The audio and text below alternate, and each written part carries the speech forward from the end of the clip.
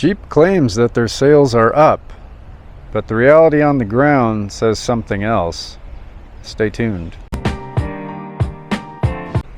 So I am at the third overflow lot for Jeep, Ram, Chrysler, and Dodge.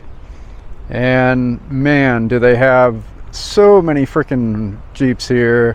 And most of these are Rubicons and 4xEs and maybe a couple of, Willys Jeeps and maybe a couple of sports. But the vast majority of these are the ridiculously expensive models that have no business being as expensive as they are. So here's a pretty neat looking 4xE. And don't get me wrong, I love the Jeep Wrangler. I think it's a fun vehicle. Is it something that I want to live with every day? No. But it's fun, I'm glad that it's made, and I could see how it brings joy to the masses, right? So let's just jump in here and see what we got going on from a window sticker standpoint. Hopefully you all can see that. So here we've got the four-door Rubicon 4xE, right? The base MSRP on this bad boy is $61,395.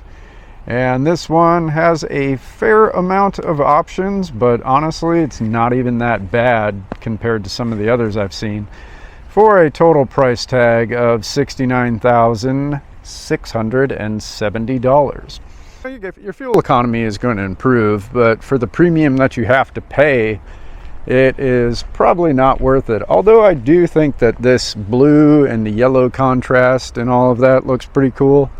If I could get a massive discount on one of these, or get it, slightly used for half of that price, I might think about it. And here we have a standard Rubicon, right? Really traditional looking, black on black, really freaking cool. Absolutely love it. But here's the problem. Look at this. $51,000 is the MSRP. The total price tag after all of the options is $72,040. And that's like the story with freaking all of these Jeeps, man. They have made them so ungodly expensive that they're just going to sit here. I mean, that is I believe that's a 2023 model. And there are a ton of those. Tons. Got your Sahara and everything like that. Right? That's your more street-friendly one. $60,000. And here we go. Another 4xE. Again, this is a bargain at $64,000. And then another Sahara. What do we got? Ooh, 57. Man, we're saving you all sorts of money today. And it just goes on and on and on, folks. I don't know. Like, Jeep just needs to give up. For a while, they were putting massive discounts, and I haven't even gotten started with the Gladiators. Like, let's just go back and take a look at a couple of those. I know you like the Gladiator. I like the Gladiator. It's a little ugly, but it's not terrible. And I would take one.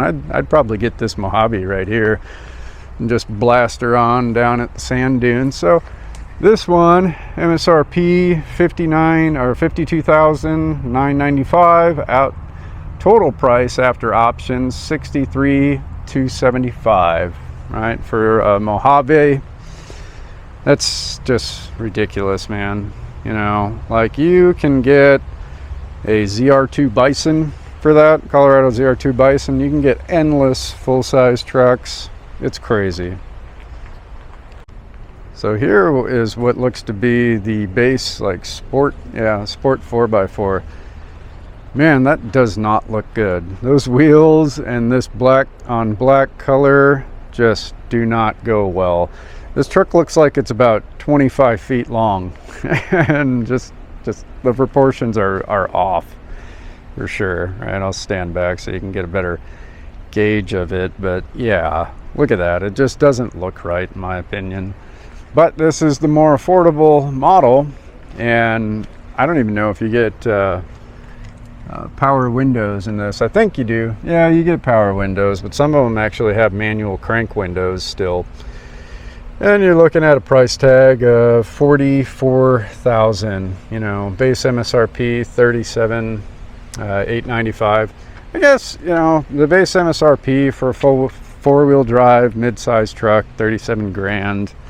I mean, that's on par with everybody else, if not even a little bit better, honestly. Have the star of the show. This is the Dodge Hornet.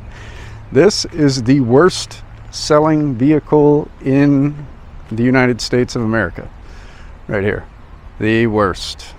There is something to the tune of like 600 days of market supply of this vehicle. So, you know, it would take them over 2 years of selling these like hotcakes to get rid of the amount of them that are already, you know, scattered around on dealer lots and everything.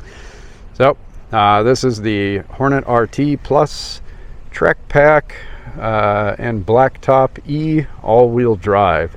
So this is the plug-in hybrid one. And what do we got going on here? So the base MSRP is $46,400, and after your options with that track package and all of that stuff, $53,830. And the fuel economy is pretty good though. But you know, I don't know, would you pay $53,000 some odd dollars for a Dodge Hornet? Probably not, you know. And I think that is where Dodge and Stellantis and everything, like, they were just in la la land when they came out with this car. They should have made it maybe super efficient. I get it, you know, it's something different. Like it's a hatchback, but they kind of claim that it's a small compact SUV, and it doesn't really have a lot of direct competition per se, because it is a lot sportier, right? I guess maybe it would compete with something like the Mazda CX-3 Turbo, something to that effect. But I don't know. I've driven it. It's not bad to drive, and the interior is a little bit upscale compared to its competitors, but not $50-some thousand upscale. I don't know. And here we've got a 2024 Jeep Grand Cherokee. This is the 4xe as well. And what do we got for a price tag? I bet it's insane, right? Oh yeah. Base MSRP is $60,490. And after the equipment options, the preferred package, you're looking at $65,895, although that fuel economy doesn't look too bad, but I don't know. Oh, no way, man. And they're doing a markup. So they have a $2,000 market adjustment, a $1,098 low jack, and then a $500 protection package for a lovely grand total of $69,397 for a Jeep Grand Cherokee.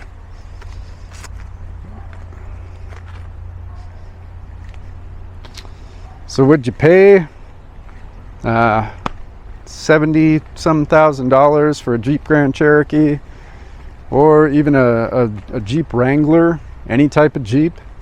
I wouldn't. I don't know who would. And I think that the general public is kind of standing with me on that. It's absolutely ridiculous. And the Dodge Hornet, I mean, like, why do they even make that? I don't know. Jeep needs to go back to car school and figure out how to hit the reset button and just start over. Do they have some decent products? Yeah, some of them. I mean, the Grand Cherokee's not terrible. I wouldn't want to keep it long term, so if that says anything. But the Wrangler's good. The Gladiator's good. I like them both. You know, even some of the little Jeep Renegades, those are fun to rip around in. So I don't hate the brand, but they are just completely out of their mind. I don't know what they're thinking, but it's not realistic. So thanks for watching, folks. We'll see you.